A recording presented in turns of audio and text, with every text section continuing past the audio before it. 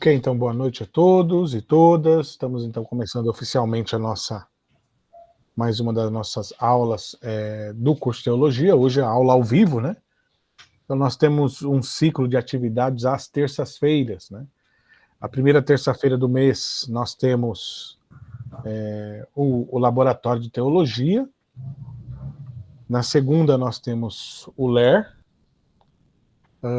Na terceira nós estamos tendo o grupo de pesquisa, que é um pouco mais amplo, mas também envolve o pessoal da teologia. E na quarta, que é essa daqui, nós temos sempre uma aula ao vivo, no estilo live. Tá? No nosso último encontro, nós já combinamos assim que a maioria de vocês tem interesse na área de Bíblia. Né? Está fazendo teologia, tem muita coisa para estudar em teologia também, mas é o que a gente percebeu aí da conversa que tivemos na última aula. A maioria, pelo menos todo mundo, né, que falou, apresentou que tem interesse mesmo em aprofundar no conhecimento da Bíblia. Então, assim, a gente aproveita e vai nessa linha mesmo. Né? Eu sou doutor em Bíblia mesmo, a minha área de pesquisa no mestrado e doutorado é Bíblia. Então a gente aproveita. Né? Eu poderia também falar teologia sistemática, que eu dou aula há bastante tempo já. Não teria problema, ou de teologia pastoral, né? Mas acho que a gente pode engatar pela Bíblia, e da Bíblia a gente faz apontamentos, né? Vamos estudar a Bíblia e, em determinado momento, precisar de falar de alguma doutrina, a gente faz a conexão com a teologia sistemática. Aí, a partir do conhecimento bíblico, a gente pode fazer conexão com a pastoral e dela ir abrindo, então, para outras perspectivas. Né? Eu sempre dou cursos de Bíblia, né? Esse ano tá mais devagar, mas geralmente eu dou curso de Bíblia em igreja, junto à comunidade. E eu geralmente faço isso.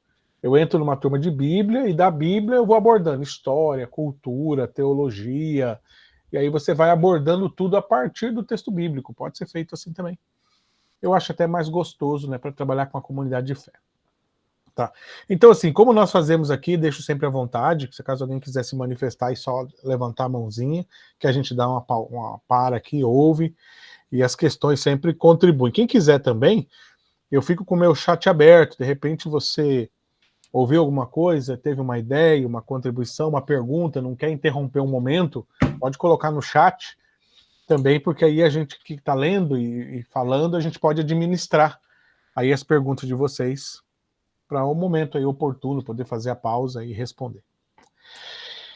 Então vamos lá, começamos então no último encontro nosso a falar em linhas gerais então sobre a Bíblia e estratégias de leitura, quais são os livros, e terminamos num momento assim que o pessoal vai dizer, professor, mas é aquela questão de quais são os livros que realmente são canônicos, quais não são canônicos, esse negócio da Septuaginta, então surgiram muitas questões sobre a Bíblia em si, a Bíblia como livro em si.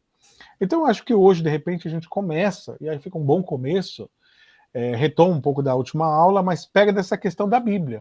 E vamos ver se entre a última aula e a aula de hoje, a gente consegue aí fechar, pelo menos uma linha geral sobre a Bíblia, né? A ideia é separar o que é teologia bíblica do que é teologia sistemática, entender o que é científico e o que é para a comunidade de fé, entender aí alguns problemas que surgiram na tradição e na história relacionados à Bíblia, para a gente poder até ter um pouco de segurança, né, quando for falar da Bíblia ou quando for falar de alguma coisa relacionada à Bíblia como livro, né? Começamos assim, não tanto do conteúdo dela, tá bom? Então, assim, aí para a Bíblia, temos dois caminhos hoje que estudam Bíblia. Você fala teologia, mas teologia é um termo horrível, né? Ele é muito simplório para expressar a quantidade de observações que a teologia faz. Então a teologia faz, a gente pode dividir em três linhas para ficar mais fácil. Então, ela faz, existe uma abordagem que é a bíblica, a abordagem teológica e a abordagem prática. Então, em geral, essas três abordagens resumem aí então o que é a tradição teológica. Na abordagem, a mais antiga é a abordagem bíblica, que está se relacionando ali com a tradição da própria escritura. Quando ela surge, eu vou tentar falar mais dessa. Vocês também vão ter a abordagem mais histórica, filosófica, que é a abordagem sistemática, e a prática pastoral, que também está correndo junto com a Bíblia.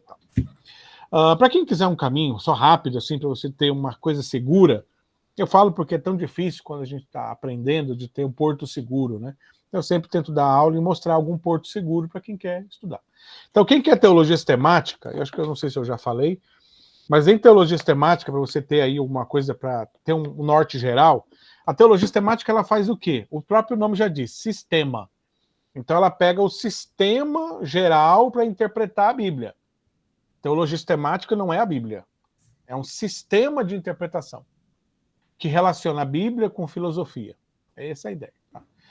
É claro que quando você vai pegar uma teologia sistemática, ela fala que é só a Bíblia, mas implícito nesse tipo de apresentação está a filosofia, o sistema filosófico que organiza o pensamento bíblico. Mas uma boa obra é esse aqui, ó, que o nome dela é Manual de Teologia. É um marronzinho assim, deixa eu ver se aparece para vocês. É Manual de Teologia, tá? E é Manual de Teologia Sistemática. Ele é do autor Zacarias de Aguiar Severa. É um brasileiro, tá? Um brasileiro. É um livro, assim, bom, no sentido de que ele trata de todos os assuntos da teologia sistemática, objetivo, tá? Não vai ficar enrolando. É o mais atual, ele fala um pouco dos pentecostais, coisa que a maioria das teologias temáticas não falam. É um pouco da teologia pentecostal, né? Embora não ainda muito claro, mas ele fala. É um livro, porque esse daqui é um dos mais recentes de teologia sistemática. Ele é de 1999. Tá? Você vê que a teologia sistemática era uma ciência, assim, em decadência, né? Porque ela é muito dependente das doutrinas das igrejas. Então ela é uma coisa que não tem pesquisa, ela se fecha com a doutrina e não surge muita coisa nova. Então ela está meio paradona, a teologia sistemática. Esse aqui é um dos últimos aí que tem. Depois desse aqui você vai ter alguns da CPAD, mais recentes, mas não chega a ter qualidade, não. Tem uns muito fraquinhos e só tópicos, né? Então não chega a aprofundar, só esboça, né? Ou então republicações de traduções antigas. Esse aqui tem duas vantagens. Uma delas é que é um brasileiro que está escrevendo, é um batista, né? Um batista. E ele é aqui do Paraná, né? Ele é de Curitiba. Mas é muito bom esse material dele. É um material bem abrangente, fala um pouquinho de tudo. Não por ficar puxando sardinha, isso aí é costume das tradições de escrita batista. Quando chega em pontos críticos, ele apresenta os pontos de vista, 1, 2, 3 pontos de vista. Ele não fecha, tá? Então esse aqui você vai ter o do Zacarias. E outro que eu assim, que eu usei, eu comprei ele na época que lançou, que é esse daqui, ó. É Teologia Sistemática, do Millard Erickson. Tá? Esse aqui também é bom. Na época que eu comprei, como era lançamento, acho que eu paguei uns R$30. Hoje é mais de 100, tá?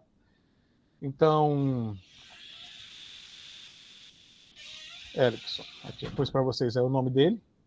Também é teologia. Os dois é a mesma coisa. O do Manuel é só procurar como teologia sistemática. A diferença é que o primeiro é manual de teologia sistemática e o segundo é só teologia sistemática, tá? Aí como é que funcionam esses textos? Esse daqui, que é o teologia sistemática do Erickson, é igual esse do Zacarias, só que mais caro. Não aprofunda muito mais que o Zacarias, a profundidade deles é mais ou menos a mesma. A pesquisa da teologia deles é uma pesquisa meio equilibradona, né? Então ele não fica puxando sardinha para um lado ou para o outro. Detalhe que esses dois aqui são teologia sistemática de um viés mais protestante. Quando eu falo protestante, vinculado a batista, presbiteriana, Assembleia de Deus, desses vão bem. Católico serve? Já não, é um pouco diferente na teologia católica. Né, é mais abrangente, você não vai conseguir pegar nesses daqui. Teologia católica, ela tem algumas, assim, ó. Tem uma coleção, Manual de Dogmática. Ó, essa daqui, ó. Só que é uma coleção de vários livros, né, 6, 7 livros, da editora Vozes, tá? Com vários autores. Mas, assim, é uma iniciação bem mais difícil, bem mais crítica. Não é um livro, não é um material para leigo, né? Esses daqui não. Esse daqui é material para leigo, material para quem está começando, né? Ana Maria, eu já posto já chamada para todo mundo, tá? Eu não coloquei ainda não, tá bom? Esse aqui já é mais geral, é para todo mundo, né? Esse aqui não. Esse aqui não dá para você, quem nunca mexeu com teologia, pegar ele sem um professor, vai sofrer e não vai chegar a lugar nenhum. Tá? Esses daqui são mais introdutórios. Então, para quem está começando, não tem experiência, não tem profundidade, quer começar a mexer, esse aqui do Zacarias você vai pagar barato, vai te dar o panorama principal, vai te apresentar as principais ideias, você pode ir com segurança. É um texto que você pode afirmar. Alguém falar alguma coisa, eu já li isso aí no livro tal que diz isso, sem medo de que alguém vai falar, aquele livro é ruim, aquele autor não presta, entendeu? O que você pode ter diferença, por exemplo, quem é da Igreja Luterana, serve, bate na trave, tá? Vamos dizer assim, bate na trave. A Igreja Luterana a teologia luterana está no meio termo, assim, entre a teologia católica e a protestante. Ela não está tanto assim com fala protestante, quer dizer reformada, né? Presbiteriana, batista. Esses daqui é um pouco mais para batista reformado, né? E o luterano ele tem algumas coisas específicas que aqui já não aborda. Assim como o católico também tem muita coisa específica, que aí você vai ter que procurar manuais específicos. Uma boa dica é procurar direto as editoras deles. Do luterano, eu tenho um que eu gosto bastante. Quem quiser atrás, é uma coleção de 3 livros, esse aqui, ó. Teologia Sistemática, do Wolfgang Pannenberg. Tá, mas já é mais difícil, mas legal também, é um bom material. Esse aqui vai servir para quem mexer com teologia católica, ele aproxima, mas assim como aquele outro que eu apresentei da teologia católica, não é tão introdutório. Não é uma coisa que quem nunca mexeu vai ler e vai chegar a uma compreensão rápida. Eu acho que quem está começando e nunca mexeu, vai para o Zacarias.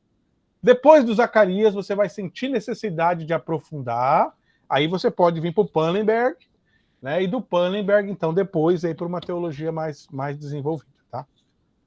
O livro da Católica chama Manual de Dogmática. Tá? Deixa eu colocar aqui. É Manual de Dogmática.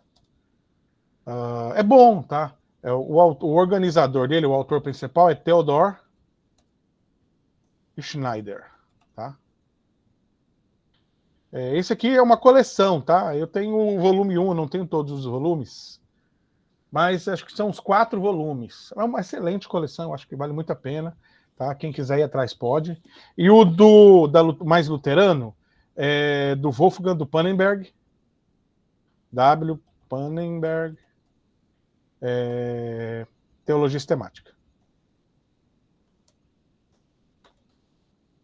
Ok. Do Pannenberg são 3 volumes, é um horror de caro, tá? Infelizmente. Na teologia luterana, quem quiser um caminho mais fácil, existe um livro que você consegue. Luterano, você pode pegar, de repente, o livro de Concórdia, você já vai ter algum material, mas também está caro, não está barato. Tem as teologias de Lutero, né? Também já muda um pouquinho aí. Arthur, pois não, você levantou a mão já há algum tempo, pode abrir o microfone e contribuir. Eu ia citar o Pannenberg, mas o senhor já entregou o ouro. Inclusive, professor, tem uma nova edição desse livro do Pannenberg relançou a Academia Cristã, acho que os 3 volumes estão saindo a 200, 250 reais. Vale muito a pena adquirir essa teologia sistemática do Wolf Pannenberg. Não estou te ouvindo, viu, Arthur? Deixa eu ver se sou eu aqui. Pera lá, às vezes eu estou com aqui desligado, só um pouquinho, tá vendo? Os colegas conseguem me ouvir? Perdão, viu, Arthur? Eu não te ouvi aqui porque eu estava com... Consegue ouvir agora, professor? Eu consigo, pois não, pode falar. Eu ia citar justamente a do Pannenberg, mas o senhor acabou já citando ela. É uma excelente teologia sistemática, inclusive foi reeditada, 3 volumes, e está mais barato, professor. Está saindo, acho que é 230 os 3 volumes, porque cada uma estava 150 na época. Nossa, ela é muito cara mesmo, E essa do Theodor Schneider realmente são 2, tá? Eu confundi uma outra, que é de um instituto filosófico também, católico, muito bom, que acho que aquela é 4 volumes, que é sobre o quadrivium, né? Mas essa daqui realmente são 2, tá? Mas é boa também, as duas são muito boas. Mas assim, aquilo que eu falei, quem nunca mexeu, nunca leu uma teologia sistemática, não vai para esses direto, que não vai rolar, tá? Quem nunca mexeu com a teologia sistemática, começa com o Zacarias Soares. Vantagem do Zacarias Soares, você vai pagar uns 30 nele, e ele vai te dar o que você precisa. Depois que você leu ele, você fala assim, agora eu preciso aprofundar o que eu li.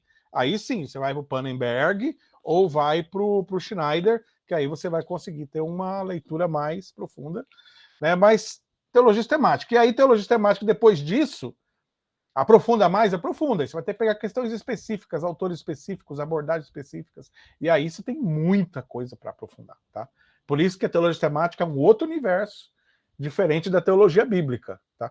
Eu tenho teologia sistemática que eu pesquisei bastante, principalmente no começo da minha formação, mas depois eu fui para a área de Bíblia. E na teologia sistemática eu tenho muita coisa, mas não tenho tudo. Na área de Bíblia eu tenho quase tudo aí, que tem, pelo menos em português, muita coisa de fora também. A teologia dogmática luterana do Miller, sim. Miller foi meu professor. Será que é o mesmo Miller? Tem uns 3, 4 Miller, né? É o Enio, não? Se for o Enio, foi meu professor. Ela se encontra na editora Concórdia, é um livro de capa branca e cor verde. Esse eu não lembro se é o mesmo. Eu tenho um. O problema é que tem uns 3 Miller.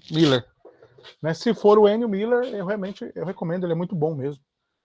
Né? Foi meu professor, mas novamente, não é aquela coisa introdutória, né? Às vezes entrar direto sofre um pouco, porque não tem essa base. Então, é bom sempre ter aquela base primeiro, depois, no segundo momento, consegue aprofundar, ir um pouco além, né? E fazer diferença. Eu, na teologia luterana, estudo direto Lutero mesmo, né?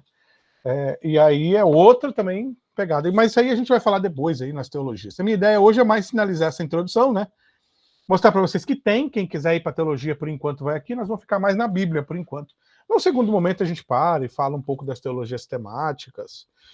Eu, na prática, hoje não estudo mais teologia temática. Eu prefiro estudar teólogos específicos do pensamento mais filosófico, que dialogam, né? Já não tanto essas construções. Como eu disse, essas construções é uma coisa que está meio em decadência, assim, né? Não é uma coisa... Porque o público deles é um público muito restrito, extremamente vinculado a doutrinas, fé, então não tem muita pesquisa científica, é diferente da Bíblia. A Bíblia, primeira coisa, ela é um livro, uma literatura, né? É diferente do livro de teologia sistemática, mas o livro de teologia sistemática não é livro, professor? Mas não é fonte primária.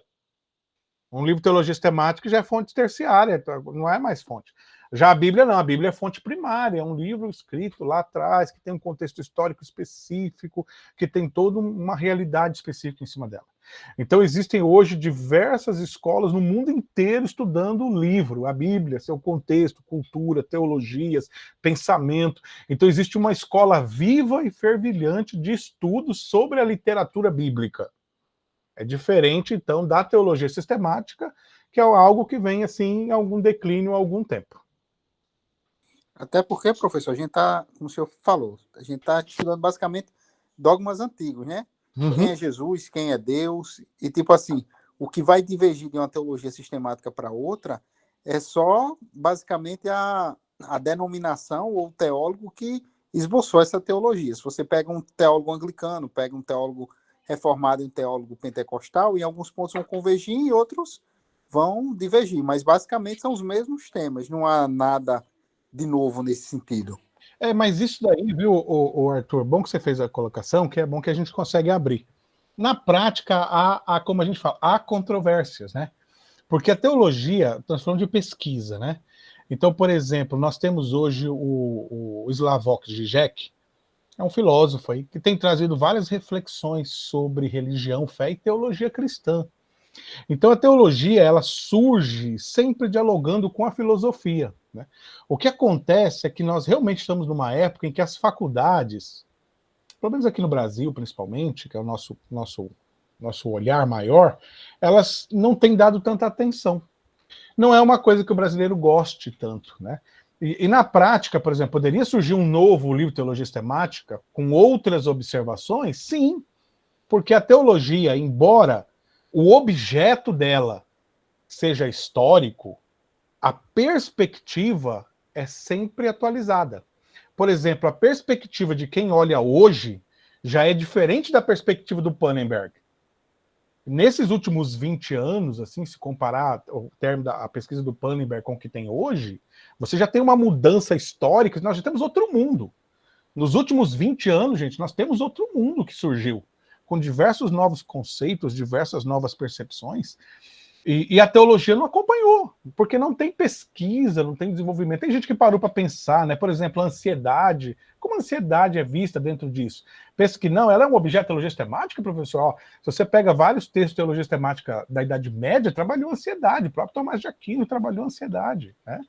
Então, assim, conceitos novos que surgiram, como a mídia e o papel da mídia, as próprias novas estruturas de poder, que estão todas dentro dos sistemas de percepção de mundo. O que acontece é que existe uma tendência dogmática. Isso que eu falei que o problema da doutrina. A doutrina, ela tem um papel de cristalização.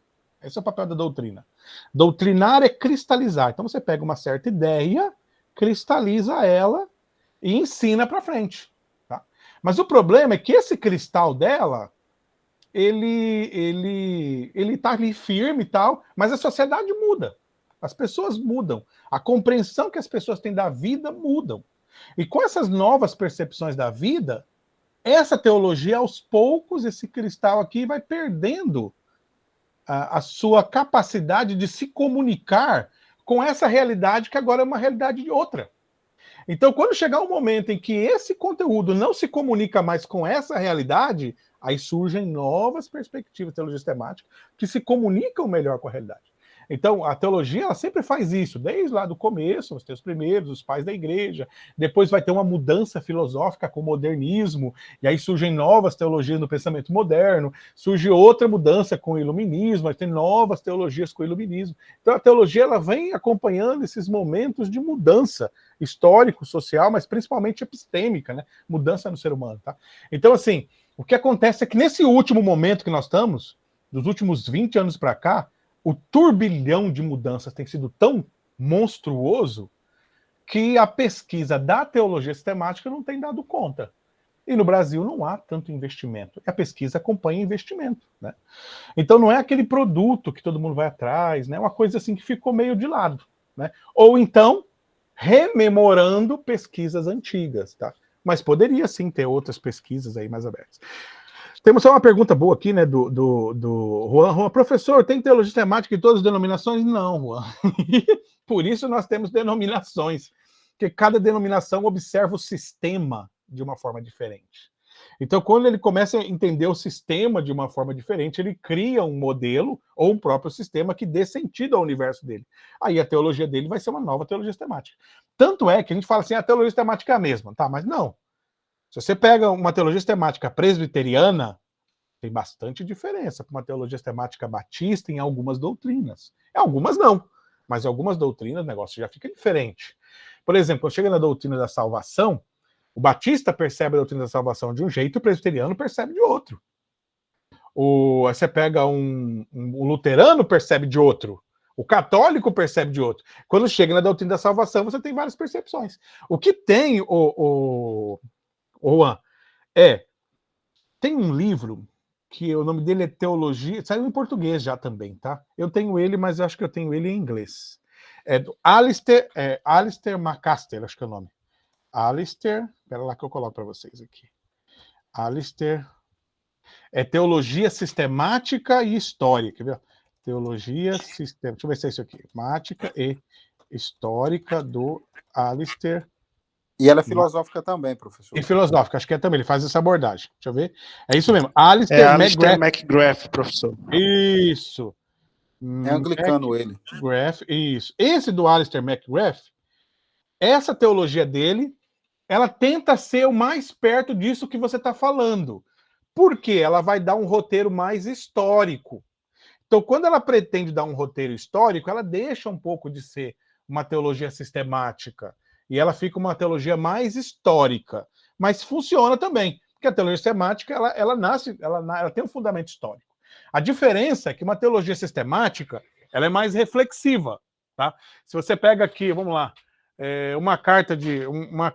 uma teologia do Karl Barth, né? O Karl Barth mesmo, eu tenho uma carta de Romanos aqui, mas não gosto muito dessa não, mas vai ser essa mesmo que é que tá fácil.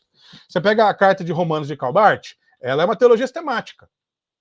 Mas ela não é uma teologia sistemática igual Zacarias Aguiar. Ela é mais reflexiva, pensamento e tal. É bem nessa linha. Mais dialogando com existencialismo, com filosofias contemporâneas. Já é uma renovação da teologia sistemática. É a neo-ortodoxia. Tem nela aqui. É diferente, então, de uma teologia sistemática clássica, que vai falar das doutrinas. Então é diferente essa perspectiva. Tá? E o Alistair McGrath, ele até fala, o Barth, ele foi um pensador, ele tem tal papel, ele fez isso, mas ele não vai aprofundar no pensamento do Barth. Essa é a questão das teologias históricas. As teologias históricas, elas falam sobre o tema, falam sobre o autor, apresentam as principais ideias, mas não aprofundam na reflexão. Entendeu como muda? Então, o Alistair, o McGrath, ele vai dar isso para vocês. Ele vai dar sempre uma visão geralzona, porque é uma teologia histórica. Então, ajuda para quem que tá um pano geral, um ponto de vista geral do que está acontecendo, é bom. Não é ruim, não. Tá? Ajuda.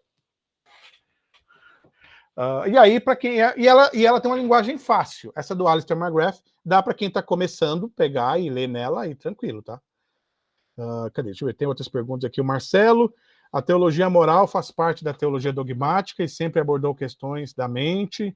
Eu sinto que foi um pouco deixado de lado no meio protestante, isso, mas teologia moral se encontra na dogmática católica e até nos textos místicos. Isso. O que acontece... A teologia moral, aí você teria que ir para a filosofia um pouco, né? Acho que a filosofia foi um problemão para a teologia moral. Né? A Igreja Católica até tem, cara, mas eu dou aula de formação de padres também, né? E um seminário católico, mas eu vou dizer para você que não, quase não tem papel mais a teologia moral. Né? O pessoal estuda, tal ali, mas teve algumas mudanças na história que a teologia moral foi ficada meio de lado, talvez por causa de Kant. Depois de Kant ali, a teologia moral ela dá uma enfraquecida, né? O existencialismo vem com força na sequência e traz outra percepção. Então hoje se estuda, mas não é tudo aquilo, tá? No meio protestante se estuda teologia prática, teologia pastoral, se estuda dessa perspectiva. Não estuda muito a questão da moral.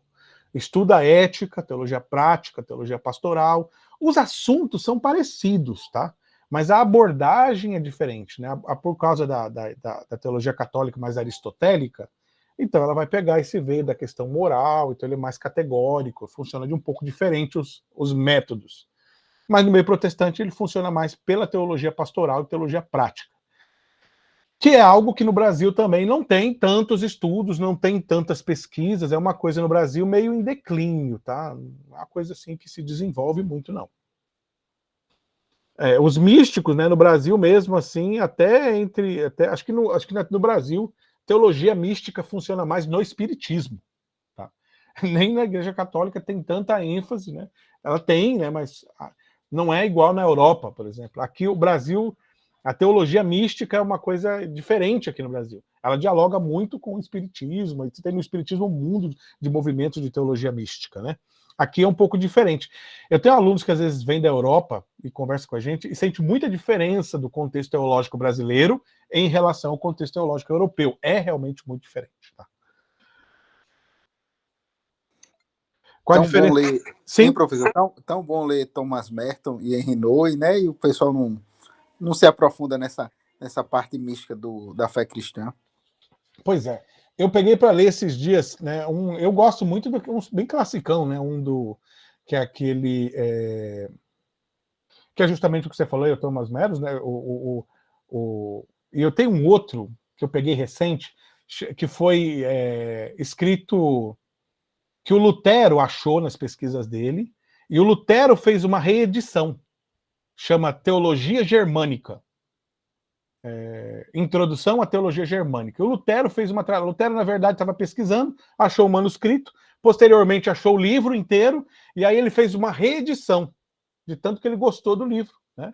E o livro não tem autor, ninguém sabe que é o autor, mas o nome do livro é Teologia Germânica, e é um livro que tem justamente a mística alemã, que dialoga ali com o romantismo e tal, com a dialética, com questões fundamentais para a doutrina luterana, tá? Então, assim, esse é um campo da mística que eu tenho trabalhado. Tirando isso daí, eu gosto um pouco da mística do espiritismo, alguma coisa, não tudo. Tem um pessoal que tem uma percepção interessante da espiritualidade, né?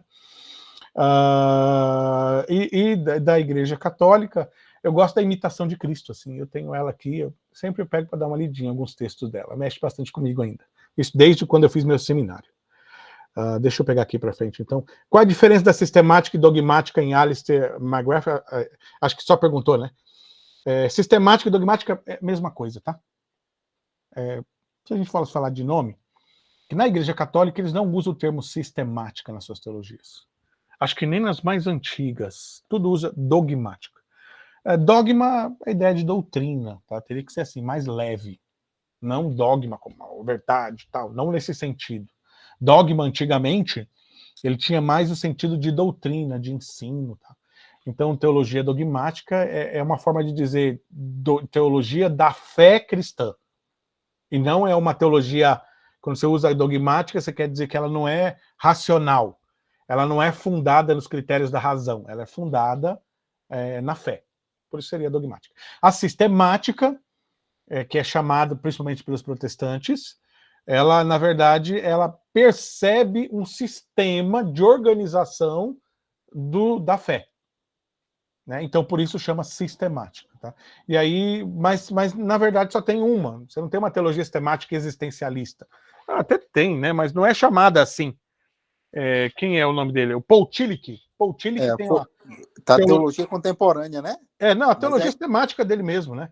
A teologia sistemática do Paul Tillich, ela é considerada existencialista. Mas embora ele faz um diálogo entre a teologia clássica e ele tipo que interpreta a teologia clássica à luz de elementos do existencialismo. Tá? Então já seria aí mais parecido com isso. Mas isso não é muito claro. A maioria das teologias sistemáticas seguem a fé da igreja primitiva. Então, o Juan aqui, mais uma. Obrigado por tirar a dúvida, professor. Eu te perguntar se tinha teologia sistemática adventista. Qual o nome? Adventista eu não tenho feito diálogo, tá? Mas no meio adventista é alguma coisa que tem acontecido bastante, essa parte educacional, crescido bastante. Aí teria que dar uma pesquisada realmente no meio para dar uma olhada quais são as teologias sistemáticas dele, tá? O nome do livro da carta aos Romanos é Comentário aos Romanos mesmo, do Karl Barth, tá? Aí você tem um novo, da editora Sinodal, que é bem melhor, tá? O outro pode desconsiderar que a tradução é muito ruim. Cadê? O nome do livro é A Carta aos Romanos, de Karl Barth. Ele começa a dialogar com Nietzsche. Diga aí, você vai ler um comentário achando que é uma carta assim, teológica, uma carta profundamente filosófica. O nome Carta aos Romanos não faz jus, né? Você pega assim, comentário às cartas romanas, você pensa que é um texto bíblico, né? É um comentário bastante técnico, filosófico, exegético, mas é ótimo. Eu vou falar para vocês que é um dos melhores livros que eu já li, tá? Inclusive, a Carta aos Romanos é o livro de virada de Barth. Barth era um teólogo liberal e ele deixa o liberalismo e se torna neo-ortodoxo no comentário de Romanos. Essa carta é o livro-chave para entender Barth. Barth, eu tenho a coleção do Barth, tem até a Church Dogmática do Barth, que é uma obra gigantesca dele. Já li alguns textos, não li toda, mas acho que o livro que realmente impacta quem lê assim é a Carta aos Romanos. Esse é um livro que merece ser lido com cuidado, devagarzinho, ponto a ponto, porque é bem profundo, bem legal também. No caso da Sinodal é melhor do que da fonte editorial? A tradução? Sim, a da fonte editorial tem muito erro de tradução. Nem se já leu nele, pode ignorar e pegar o da fonte, pegar o da Sinodal. A reedição da Sinodal, aí sim, está muito bem feita, com aparato crítico. A edição da fonte, ela mistura o texto do Barth com a opinião do tradutor demais, né? E isso aí, às vezes, perde um pouco o sentido dentro do texto. Então, é uma tradução muito criticada hoje. Eu tenho ela, que foi a primeira que lançou no Brasil, mas depois, quando saiu da Sinodal, comprei da Sinodal, e o Sinodal realmente é bem superior, tá? O Marcelo ainda fala aqui, verdade, estou lendo aqui a Filocália, Tesouro da Teologia da Igreja Ortodoxa, comprei 5 volumes importados, é bem isso, né? A Teologia Germânica é excelente, é um dos livros mais importantes da mística alemã, e isso provavelmente influenciado por Eckhart Tolle, eu também penso assim. O Marcelo fala do Paul Tillich, é isso mesmo, né? Eu gosto do Paul Tillich, assim. Paul Tillich tem um problema, não é um texto de entrada, gente. Paul Tillich você só vai ler, eu só entendi o Paul Tillich, acho que depois do mestrado, doutorado. Antes disso, eu sempre li ele, tive muita dificuldade. O Paul Tillich, ele tem 15 doutorados, pra você ter uma ideia. 15 só, o cara não sabe brincar. Então, o texto dele é uma mistura gigantesca de filosofia, filosofia existencialista, que não é qualquer filosofia, ciência da religião, muito bem aprofundado, ciência da religião, e teologia sistemática. Então e Bíblia, ele navega nesses 4 mares ali com muita tranquilidade. O livro dele é mais usado hoje no pessoal da ciência da religião, pelas propostas dele, pela aplicabilidade, mas é um livro muito profundo em vários conceitos, muito válido estudar, mas difícil, né? Uma leitura difícil de pegar. Eu gosto de um livrinho dele pequenininho, para quem quiser estudar. Para mim é o melhor, eu até separei aqui para ler de novo, porque eu li ele no meu bacharel e eu já acho que merece de novo. Se for a coragem de ser, eu vou invejar o senhor, não, porque eu já li esse livro 2 vezes e não consegui entender nada. É esse aqui, ó, A Dinâmica da Fé, do Paul Tillich. Esse daqui, A Dinâmica da Fé, eu acho que foi um dos melhores livros que eu li. E assim, para quem estudou existencialismo, o principal conceito do Kierkegaard é a fé. Ali no comecinho, a ideia de fé em Kierkegaard é uma revolução no pensamento, essa ideia dele. E isso é fundamental. Então, quando você pega essa Dinâmica da Fé do Paul Tillich, eu acho assim um dos melhores para estudar a fé, a dinâmica da fé, vale muito a pena. Tá? Mas assim, são livros, não são livros de entrada, gente. É livro de alguém que já tem um pouco de experiência com teologia. Se pegar assim do nada, aí, né, Arthur, sofre mesmo o Paul Tillich, tem muito livro que você lê, se você não tiver pressuposto, não lê.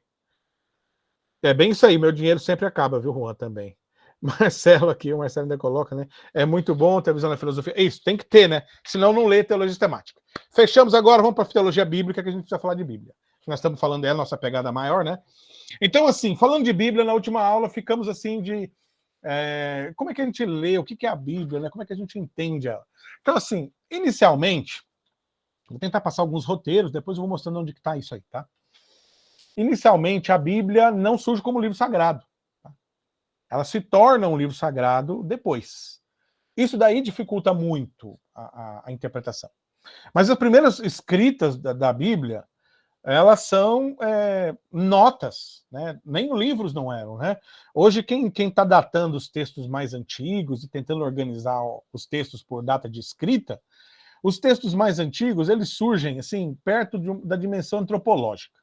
A antropologia diz o seguinte, que os primeiros textos, eles não foram escritos para preservar para a posteridade. Não tem esse negócio. Não existe essa mente deles. Gente, eles não tinham nem concepção clara de presente, passado e futuro. Esse negócio de presente, passado e futuro surge na Jônia, lá para o século VII. Tá? Então não é uma coisa que lá os autores antigos da Bíblia tinham claro. Então, tanto que o hebraico não tem tempo verbal, presente, passado e futuro. Porque eles nem sabiam o que era isso. Então eles tinham sempre a noção de completo e incompleto. O grego clássico, o grego ático, depois o koiné ainda vai ter essa ideia, essa noção de futuro, essa noção de passado. Isso são noções que começam no século VII e até ficar popularizado, as pessoas entenderem isso demora. A antropologia vai falar o seguinte, que a história surge por interesse político. Essa é a ideia. Antes do interesse político nunca houve história. Para que alguém preserva uma história? Então vamos lá. As histórias, então, a antropologia tem um antropólogo, Jack Good, tá? É um dos principais aí para quem que estuda a história da escrita, tá? Jack Good é o nome dele. E na história da escrita, ele vai falar o seguinte, que quando você olha para os povos antigos, como surge a escrita? A escrita surge na necessidade de fixação das tradições. Como assim? Então, vamos lá, suponha que ele tem uma tribo. Então, ele estudou as tribos e ele conseguiu ver isso nas tribos. Então, o que acontece? Tinha uma tribo, então, quando morria o líder, o filho assumia. Morria o filho do líder, assumia. Mas se, de repente, um desses filhos morria antes de ter filho, o que acontecia? Criava-se outra narrativa vinculada a outro personagem e começava uma nova tradição. E, aos poucos, aquela tradição antiga esquecia. E assim foi feito de forma que a tradição oral permitia esse ajuste. De repente um filho está ali, ele ia assumir o trono, mas ele não tinha, ele ia assumir a direção do povo, não o trono, que não ia falando em monarquia, ele ia assumir a direção do povo, mas ele não era bem um guerreiro, mas como a tradição era oral, ela permitia que se adaptasse à tradição. Não, ali, mas tem um fulano e tal, né? Por exemplo, as genealogias da Bíblia. A genealogia da Bíblia dá para entender bem isso. Quando você pega a genealogia de Mateus, é diferente da genealogia de Lucas, quando fala de Jesus. Por que elas são diferentes, professor? Não são genealogias? Alguém esqueceu? Alguém errou? Não, gente. É que a função da genealogia não é contar a história, mas legitimar o presente. A função da lei de genealogia sempre é legitimar um fato.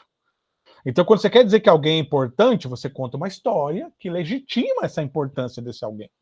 Então, na Bíblia, você vai ver várias genealogias, e quando você lê a genealogia, sempre pensa, as genealogias estão ligadas a enfatizar o valor de alguém, e não necessariamente a um registro histórico, porque eles não tinham registro histórico, isso aí é coisa do nosso mundo. Qual era o registro histórico que existia, professor? O templo era o guardião das escrituras de patrimônios e de dívidas. Esse era o registro histórico que tinha. Não tem outro, não tem ninguém escrevendo ali. Tinha o registro das crônicas reais, que também eram escritos e reescritos de acordo com o interesse da monarquia. Então isso daí foram questões da época. Então quando surge a Bíblia, ela não surge como um texto sagrado para comunicar Deus aos povos. Não tinha essa percepção. Ela surge como registro de eventos que necessitavam ter fixação para que parassem de oscilar. Em Israel, por exemplo, você vai ter ali um momento em que se fixa uma tradição sacerdotal, que é a tradição javista. Deus é Javé, não Elohim. Então, quando começa a se fixar esse Deus como Javé, Yahvé, né, Yahweh, esse Deus Yahweh aí, né, quando começa a se fixar, coincide com o período de início da escrita. Século VI, século VII.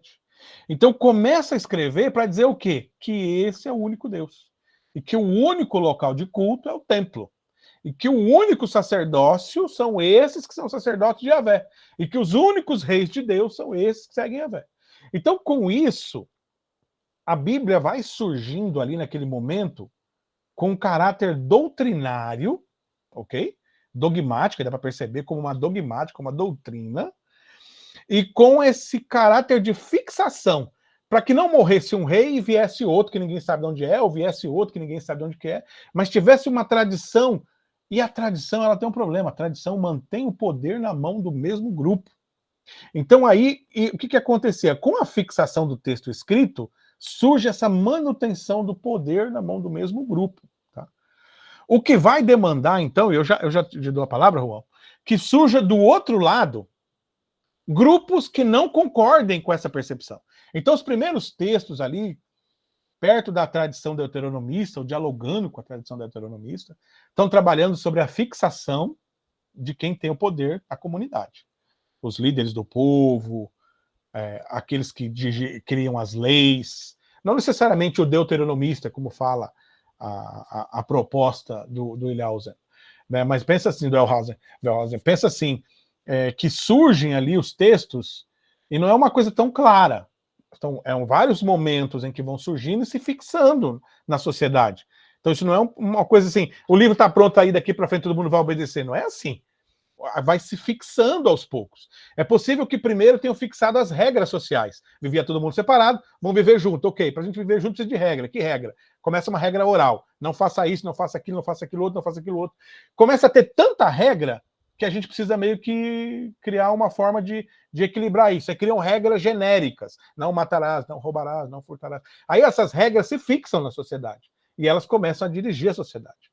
Então entendeu? Esses processos são os processos iniciais do texto bíblico, de fixação das leis, fixação das tradições, fixação dos papéis sacerdotais, fixação das famílias da monarquia, fixação dos pobres. Pobre tem que ficar lá no lugar de pobre, rico fica no lugar de rico. Então a fixação ela exerce esse papel de controle no começo, e também surgem, mais ou menos na mesma época, os textos de contestação da fixação, que são as tradições proféticas, que começam a escrever contestando essa tradição, dizendo que Deus não era desse jeito que eles interpretaram, que o pecado não é da forma que eles estavam vendo, que esses reis vão tudo, e esses sacerdotes, e esses profetas, são tudo uma corja que estão oprimindo o povo. E começa a Bíblia a surgir assim, nessa discussão e nessa crise de fixação e contestação da fixação. É assim que surge o texto bíblico, antes de se tornar um primeiro cânon. Sim, Juan, pois não, pode abrir o microfone. Boa noite a todos. Boa noite. Professor, estou falando assim sobre a questão da fixação e que eles tinham um viés falando por trás. Acho que eu tinha visto recentemente a questão do livro de Juízes, que parece que ele foi escrito já depois do período dos reis, não sei, acho que depois de Davi, e ele era um livro, tipo assim, político, querendo defender a monarquia. Por isso que tem tantas aquelas passagens no livro de Juízes falando assim, quando Israel não tinha rei, aconteceu isso, e normalmente é sempre uma tragédia, uma coisa ruim. Então tinha esse viés político. Realmente é verdade isso, professor? Isso, mas é isso que eu estou falando. Tem viés político, sim. Pois não, Juan, pode completar, desculpa. E a outra questão é sobre essa questão de fixação de um grupo no poder. Também tem essa questão que depois de Salomão, o Deus escolheu o rei. Roboão foi escolhido, e depois o Roboão escolhe o filho do outro casamento também, que acho que não é nem herdeiro. Então, isso. Eu já entendi. Fica confuso. Mas assim, vamos tentar mostrar. Eu acho assim, primeira coisa, não tenta passar régua, é uma coisa só. É confuso. É confuso. Tá? Não é claro, mas é igual para nós. Você consegue discernir suas opiniões políticas das suas opiniões religiosas, das suas opiniões, das suas experiências pessoais? Será que a gente consegue distinguir isso claramente? Vai perceber que não. Na prática é confuso. Nossas opiniões são todas mescladas. E naquela época não é diferente. Quando você olha para os reis ali, eles estão no papel político, mas eles também é sagrado, não é separado as coisas. O nosso mundo, o mundo cartesiano e pós-cartesiano, né, é um mundo que separou tudo, vida política, vida religiosa, vida econômica, vida espiritual. Não, na Bíblia não existe isso. Na Bíblia é uma coisa só. Política, economia, religião, fé, tá tudo junto e misturado numa panela só. É igual fazer arroz e feijão na mesma panela de pressão, com carne junto ainda. Então essa é a percepção que eles têm do mundo. A nossa visão do mundo ela é segmentada. Então, quando esse pessoal está falando de política, para eles, política está diretamente ligada com Deus. Não está separado.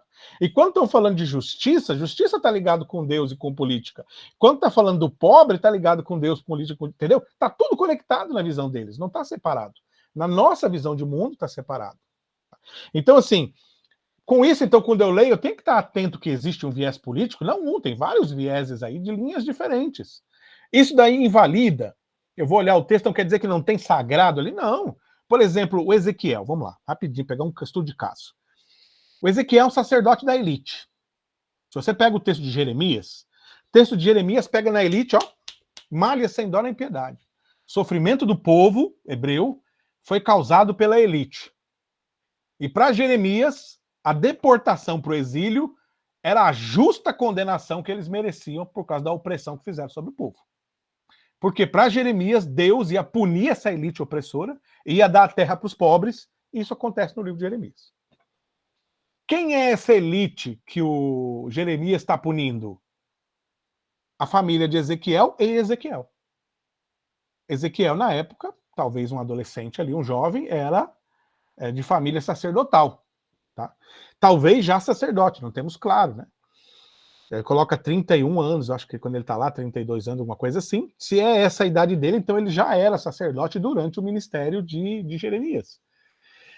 Mas quando Ezequiel vai para a Babilônia, com os exilados, e começa a sofrer todo mundo lá no meio da Babilônia, Ezequiel chega num determinado momento e ele começa o livro dele. Como ele começa o livro dele? Estava eu lá nas margens do rio da Babilônia e eu vi Deus. E ele começa a descrever que Deus não abandona o povo e que Deus estaria com eles lá.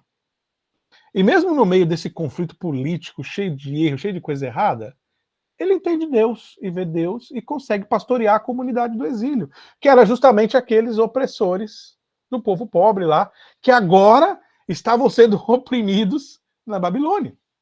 E ele vai pastorear esse grupo lá. Em alguns momentos, o pensamento de Ezequiel choca com o pensamento de Jeremias.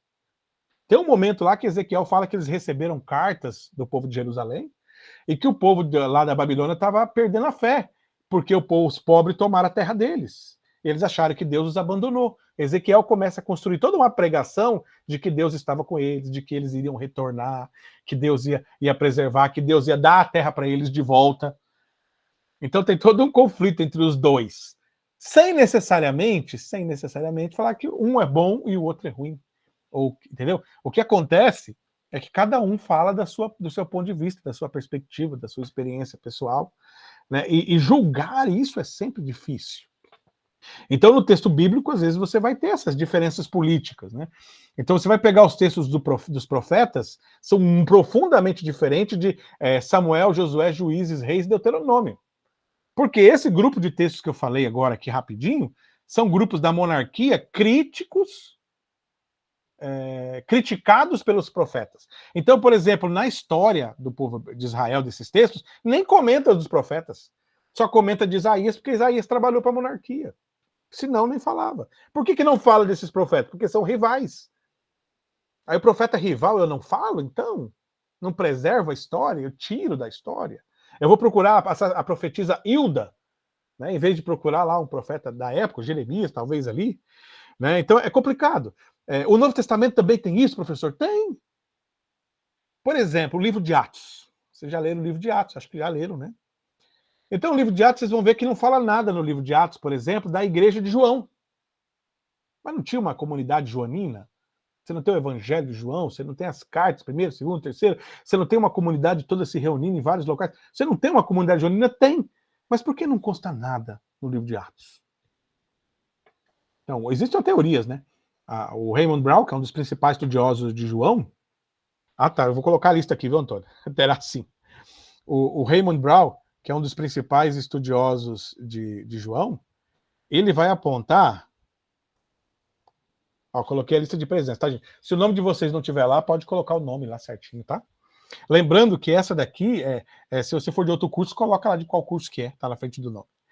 Mas acho que a maioria aqui é de teologia, né? Então, assim, o Raymond Brown, ele vai apontar isso daí, quando ele estuda João, ele vai falar o seguinte, que a comunidade de João provavelmente era uma comunidade de liderança feminina. E isso não era aceito nas comunidades tradicionais de Jerusalém, extremamente judaico, né? Então, o papel da mulher é muito complicado nessas duas comunidades. Então, não reconhecia a igreja de João, provavelmente por causa da liderança feminina. É a teoria do Raymond Brown. Eu acho que faz muito sentido. Tá? Embora, como nós dissemos aqui, fica só no campo da teoria. Então, assim, para quem quiser o Antigo Testamento, aprofundar, para a gente aí dando uns finalmente aqui nessa parte, esse texto aqui, ó, chama-se Introdução Socioliterária à Bíblia Hebraica. Tá? Eu vou colocar aqui para vocês. Esse livro aqui é o livro para quem quer conhecer esse recorte. Introdução Socioliterária à Bíblia Hebraica. Ele é do Norman Gottwald. Norman K. Gottwald. Então, seguinte. Esse texto aqui do Gottwald, ele vai fazer justamente isso. Ele vai estudar a organização da Bíblia no Antigo Testamento, por ordem de escrita. Quais foram os primeiros textos escritos, por quais grupos foram escritos, como as teologias desses grupos se diferem. Então, assim, é um livro que vai ajudar você a entender essa prática. Por exemplo, você vai entender aqui como surge o Deuteronômio, como surge o livro de Reis, Samuel, Ruth, Deuteronomista, como surgem os profetas, como surgem os livros sapienciais. Ele vai dar essa descrição histórica por épocas, pontuando a época, pontuando ali época de escrita, que é diferente da narrativa que nós temos. Que a época de escrita é mais importante. Por que a época de escrita é mais importante? Porque a escrita ela é sempre influenciada pelo contexto. Por exemplo, o livro que todo mundo fala, que é o livro de Jó. Ah, professor, o livro de Jó, o livro mais antigo da Bíblia. Não é, gente. Por quê? Por causa da data de escrita. A data de escrita de Jó, ninguém sabe, né? Ninguém sabe a data de escrita de Jó, professor. Como é que a gente sabe a data de escrita? Não tem lugar nenhum que diga. Tem, gente. No estilo literário. É aí que está o estudo que esse aqui faz. Por isso, introdução socioliterária à Bíblia Hebraica. Ele faz uma análise e datação a partir do estilo literário e da relação entre textos, intertextual, para dizer que, por exemplo, o livro de Jó, ele é do período pós-exílico. Dentro do exílio para cá. Por quê? Dialoga com a cultura babilônica e dialoga com a teologia da retribuição, que é muito forte no retorno do exílio. E que já não tinha tanta força, por exemplo, nos dias dos profetas. ou antes, quase não se fala, mas no Retorno do Exílio, a teologia da retribuição se torna o principal pensamento teológico hebraico. Nesse período é que vai surgir o livro de Jó. Então, a história que o livro conta pode ser de um personagem que viveu nos dias de Abraão, mas a forma de escrever traduz nos nossos dias. Como se você hoje escrevesse um livro sobre os primeiros povos que viveram no Brasil. Não estou falando do português, estou falando de antes. Né? Os primeiros povos que viveram no Brasil. Como é que vai ser esse livro seu? Cheio de percepções dos seus dias, do seu contexto, da sua forma de ver o mundo, apontando como é que eram esses povos. Entendeu? E se você fosse alguém que escrevesse há 200 anos atrás, já seria um livro diferente. E se fosse alguém que escrevesse daqui a 50 anos, seria um livro diferente. Porque é a percepção do escritor que influencia a narrativa. Tá? Então, por isso que a ordem de escrita é bem mais importante que a ordem histórica. Então, assim, para o Antigo Testamento, não existe, assim, gente, um livro que tenha toda a análise do Antigo Testamento. Essa segunda prateleira, essas duas prateleiras aqui, ó, do meio, minha, todas Antigo Testamento, e eu acho que devo ter só metade do que tem em português. E sem dizer o que existe em outras línguas. É muita, muita, muita, muita coisa. Então, não dá conta. Então, o que faz? Professor, como a gente estuda? A gente vai começando por partes. A primeira coisa é você ter segurança do que é o texto bíblico. Né? Como ele surgiu, quais são suas principais referências, quais são suas principais fontes, como ele é construído. Então, a primeira coisa que tem que entender é que ele surge como colchas de retalhos. Não era um livro, são vários papiros de perspectivas diferentes. Né? Outro texto antigo são as tradições sacerdotais, que era passada de pai para filho. Então, são recortes que surgiram e foram sendo unificados. A pergunta é, por que alguém unificou isso? Essa é a pergunta de quem interpreta a Bíblia hoje. Quem está trabalhando hoje o pensamento científico, ele não pergunta se é verdade ou se é mentira. Não é isso. A gente está interessado em saber qual foi o que levou a essa organização. Quais os elementos que estavam presentes ali. Né? Então, por exemplo, a gente sabe, por exemplo, hoje, por causa da chamada reforma de Josias, que na verdade não foi uma reforma, foi uma unificação, que também não tem muita comprovação, é uma coisa assim mais hipotética, não tem tanto fato que sustente isso, é mais literário mesmo. Essa unificação, ela tem esse caráter de solidificação do Estado, da autoridade, bem aquilo que o Jack Good fala, quando ele vai apresentar essa ideia de que a história está ligada à legitimação. O Leandro faz uma nota boa. Professor, depois do livro do Wildo Bongás, qual livro? Então, assim, o Wildo Bongás, aquela coleção toda, ele também tem isso aqui, ó. Isso que essa introdução faz, a coleção do Wildo Bongás faz. Tá? Então, depois que pegou o Wildo Bongás inteiro, Antigo e Novo Testamento, aí você pode ir específico. Tá? Aí, sim, aí já é uma teologia do Antigo Testamento mesmo. Aí, para uma teologia do Antigo Testamento, vocês vão ter várias. Mas para pegar um recorte que você entenda e ajude a pegar, deixa eu pegar aqui uma boa para você entender. É que tem um monte, né?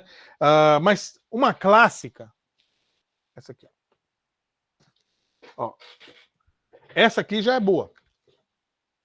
Essa aqui, ó, Teologia do Antigo Testamento do Gerhard von Rah. O nome é estranho, né?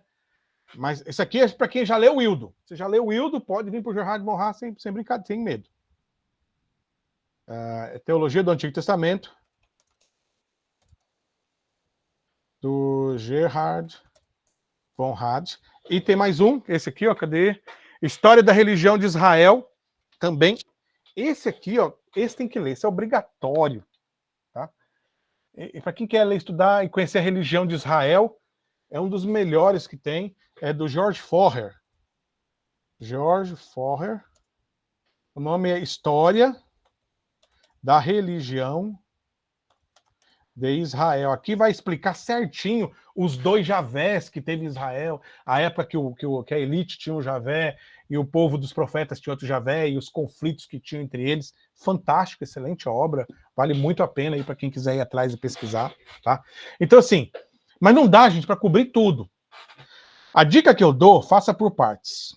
Primeiro, pegue sabedoria. Que os textos de sabedoria têm pouca pesquisa, então vai ser mais fácil de você conseguir pegar tudo. a pesquisar. Então, terminou de ler o Will do Bongás, o que eu vou estudar? Começa a pesquisar textos sobre sabedoria. Um dos textos principais é do Gerhard von Rach, mas não tem em português, e não tem muito em português. Pesquisa o que você achar em português. Um pouco mais de foco, editora Sinodal, editora Paulus, principalmente, tá? E tenta pegar nessa linha, primeira coisa, sabedoria. Segundo, os profetas. Esse do Von Rach, ele tem, metade dele é profetas, a outra metade é sabedoria. Tá? Então, é uma boa introdução para quem quiser pegar essa parte. Ele já é um bom começo.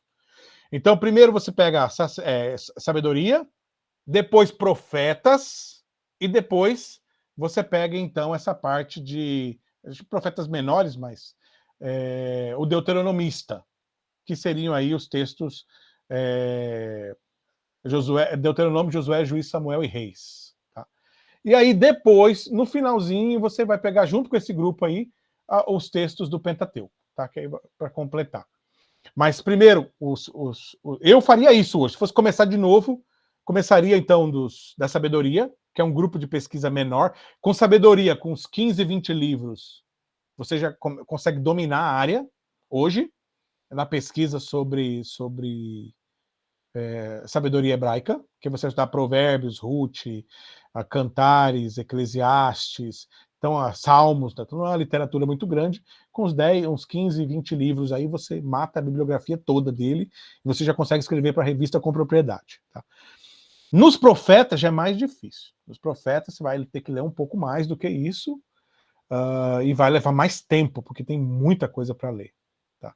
E no Deuteronomista é mais difícil, porque é mais tem pelo menos 5 edições do Deuteronomista, ele bagunçado a composição dos livros, então é mais truncado e mais lento, tá?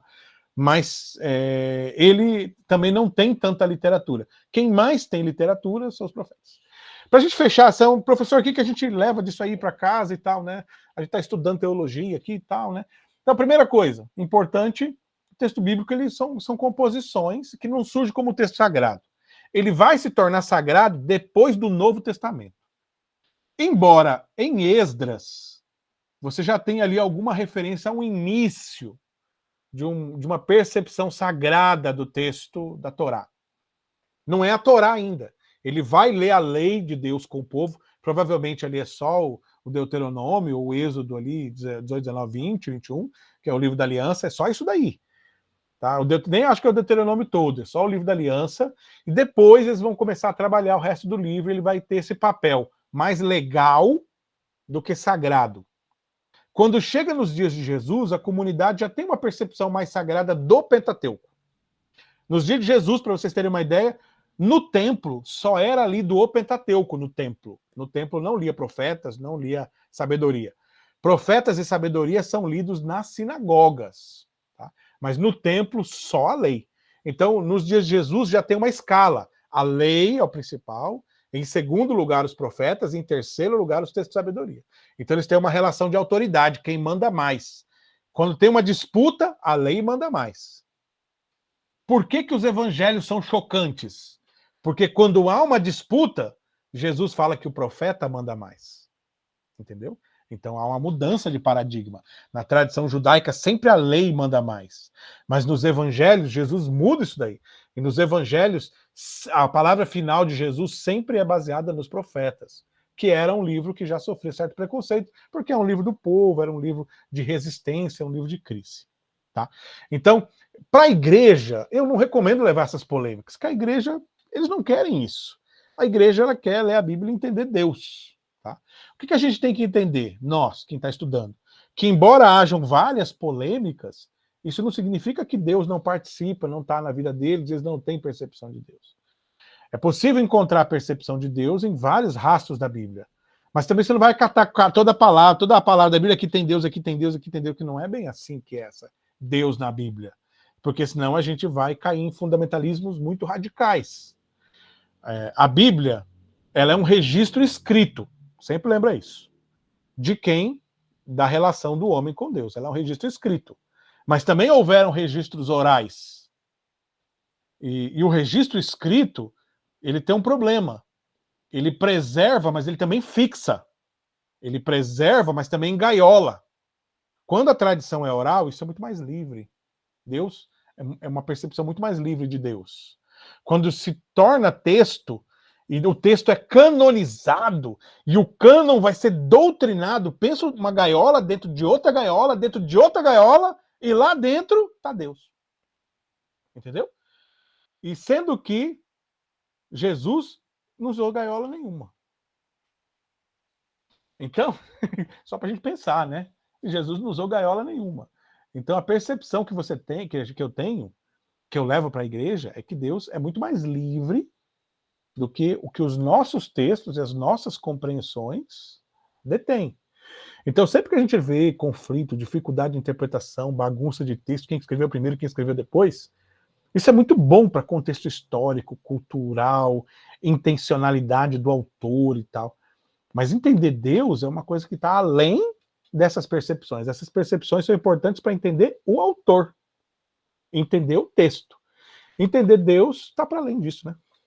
Para a gente terminar as notas, Priscila, não consegui colocar meu nome na lista de chamada. Ô, Priscila, deixa eu colocar já aqui, então. Eu já coloco já, agora no finalzinho, tá? Já encerro aqui, eu já coloco. Então, Priscila Graziella, você é da teologia também, Priscila? Só coloca para mim aqui da teologia que eu já coloco. Legal. O Juan também, quem não conseguir colocar o nome, abaixa o app da planilha. Também, isso é bom, né? Porque sempre vai precisar colocar, né? Ok, Marcelo, precisa sair, tranquilo. Gente, ó, eu ficaria aqui a noite toda. Eu sou apaixonado por isso, então vocês já viram que se deixar eu não paro, tá? Mas assim, na outra a gente vai continuando. Vamos fixar aqui onde nós paramos para dar continuidade. Na próxima, então, o que eu vou fazer? Eu vou pegar, então, dessa parte ali, vamos dar as polêmicas. Quem escreveu o quê, né? Ah, foi Moisés que escreveu, por que não foi Moisés? Dá para a gente dizer isso? Não dá para dizer isso? Ah, o Esdras existe, Esdras não existe. Neemias existe, Neemias não existe. Então, existem várias teorias que Neemias são personagem levantado, que Davi também. Então, vamos falar dessas teorias. Tem um arqueólogo importante em Israel, o Israel Finkelstein, quem tem um livro importante que a tradução mais antiga eu acho que ela foi mais chocante e a Bíblia não tinha razão, aí trocaram essa tradução e trouxeram uma tradução mais amena para o título, mas eu acho que essa tradução chocante é importante, né? Mas a tradução mais amena ficou mais popular, e nesse texto dele ele traz as descobertas recentes de Israel e faz uma repaginada então na história de Israel a partir das descobertas arqueológicas. Vamos falar um pouco dele e ver o que a gente realmente pode fixar ou não disso daí. Tranquilo? 1 hora de aula é pouco, a gente sempre tenta um pouquinho, o máximo que pode, né? Às vezes vai um pouquinho mais, não tem problema, até 1 hora, 1h20, 1h30, não tem problema. Depois eu converso com o pessoal lá, eles não brigam comigo, não. A Ellen também não conseguiu, Ellen, colocar o nome lá? Ok. Mas assim, a ideia é mais a gente ter esse pano, aprofundar, mas aí a gente pode também se programar. Eu falo hoje, nós estamos fazendo 1 hora, mas vamos ver se na próxima aula, então, vocês se programem para a gente fazer 1h30. Pode um pouquinho mais, eu não tenho problema com isso. Só aí para deixar avisado, porque às vezes a pessoa se programa para depois de 1 hora ter que sair e tal, e aí fica ruim, né? Para um, o outro sai, aí fica meio chato, né? Então, ver se na próxima aula, então, a gente consegue fazer um pouquinho mais. Fazemos 1h30 aí, tranquilo. Continuamos na Bíblia. Ver se a gente fecha essa parte. Eu queria fechar hoje, não deu, né? Ficamos falando teologia no começo, mas a gente foca mais na Bíblia. Então, vamos falar um pouco também da formação dos cânons. Qual é o cânon da Septuaginta, o cânon judaico, o cânon de Lutero. Ver se a gente fala disso na próxima aula. E junto com isso daí, então, as polêmicas que existem sobre o texto, né? Por que tem texto a mais na Bíblia Católica? Por que tem alguns textos foram incluídos no Conselho de Trento? Vamos falar disso. Tentar desmistificar um pouco. A pessoa fala, porque o católico usa isso aí para legitimar sua doutrina. Não, isso é mais bagunça do que... é mais intriga da oposição que surgiu durante o conflito da época, né? Mas não necessariamente é isso, né? O Fademil aí levantou a mão, pode abrir o microfone.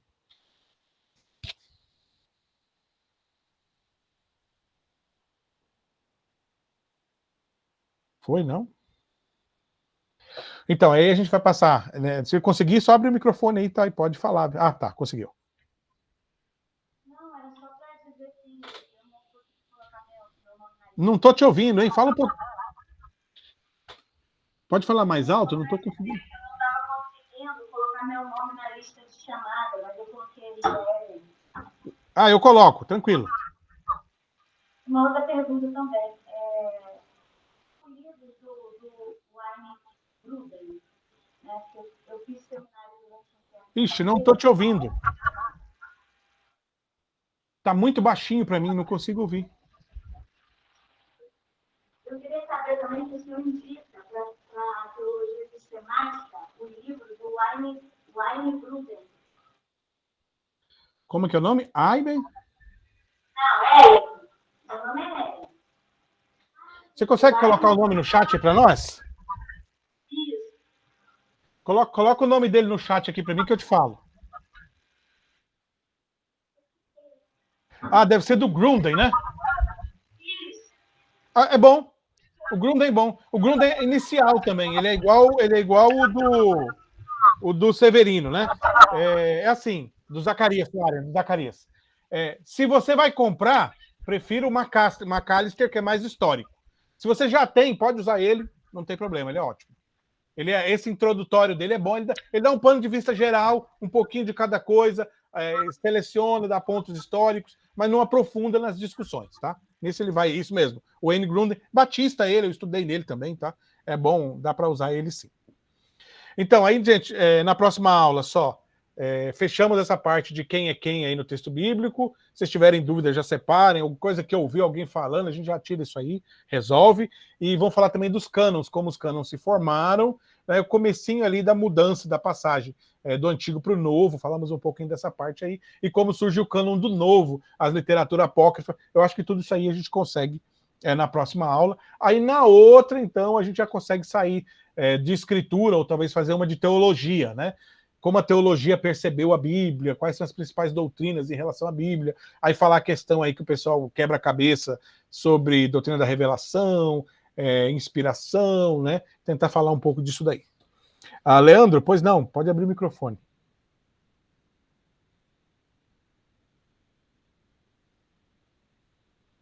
Foi, não te ouço. Tem que desbloquear o microfonezinho aí, depois a gente consegue te ouvir.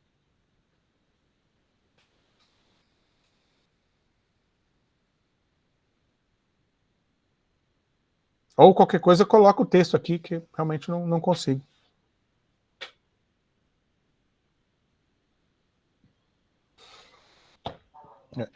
Ok, gente? Então assim, depois disso, então, a gente termina essa parte de Bíblia, mais teologia bíblica, sobre a Bíblia mesmo. Até a próxima aula que a gente consegue fazer essa parte. Depois pegamos a sistemática, para ver o que a sistemática viu da Bíblia. Eu faço o diálogo filosófico, né? Como que surgiram as filosofias que influenciaram. Acho que a Priscila colocou agora aqui os textos que ela conseguiu escrever. Deixa eu ver. Uhum. Tá. Leandro, cadê? Os livros sapienciais.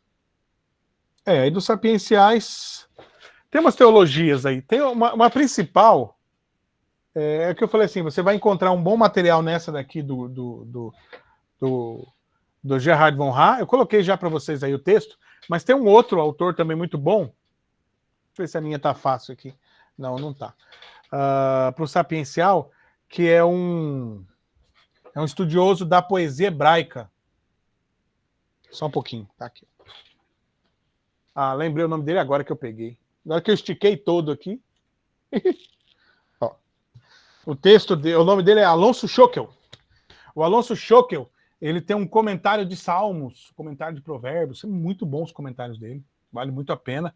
Não é teologia, tá? Embora ele aborde teologia também, é diferente, mas ele já tem os comentários para os sapienciais aí, que vale a pena, é um bom material. Tá? Cadê aqui que nós estamos falando com a Graziele? Agora deixa eu pegar na ordem. A Priscila, né?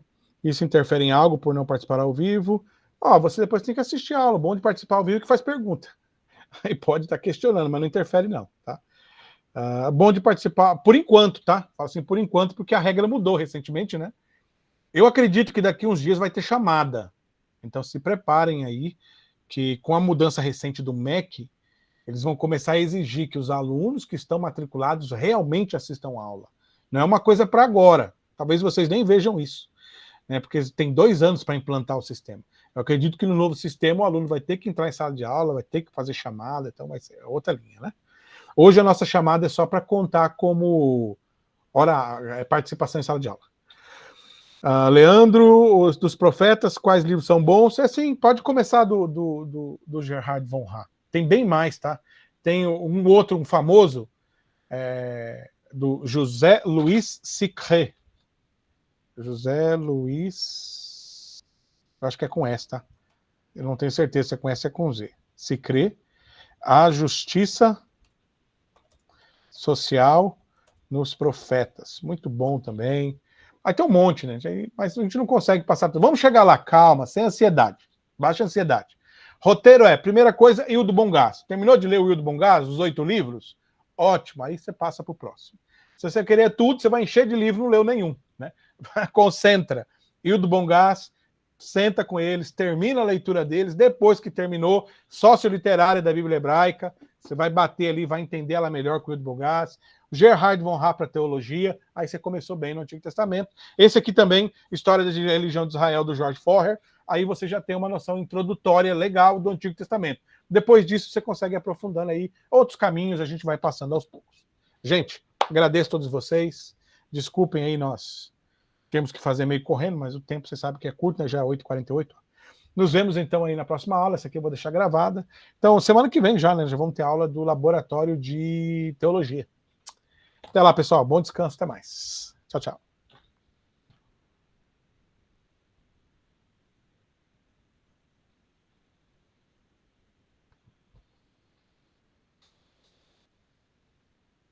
O Fademil tá com a mão levantada. Quer falar mais alguma coisa? Ou só esqueceu? Só esqueci a mãozinha, né? Deixa eu pegar aqui o nome de quem esqueceu. Já vou colocar lá também.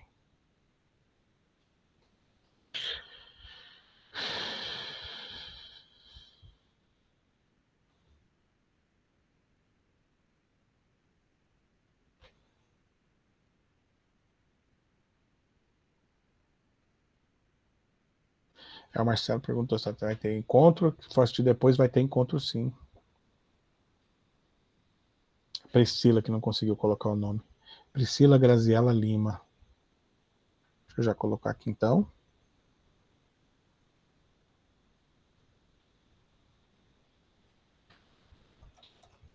Priscila Graziela Lima. Teologia. Está aqui presente hoje. E o outro é...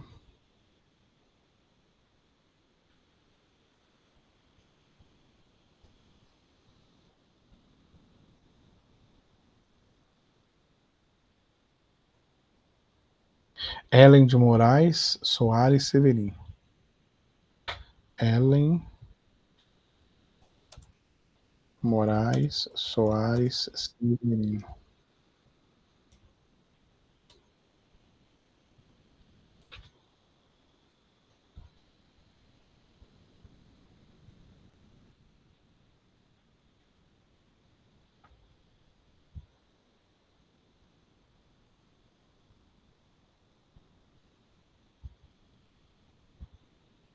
Simon, você chegou para a aula no final, Simon, na hora do amém?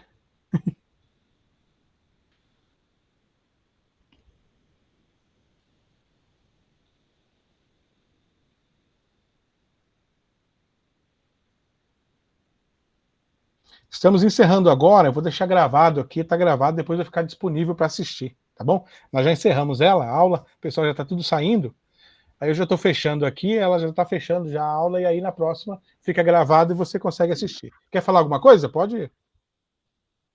Eu estava trabalhando, eu cheguei agora. Não, sem crise, sem crise. Está gravada a aula, depois você assiste lá. Falou? Ah, tá certo, ótimo. Obrigado. Falou, boa noite. Boa noite.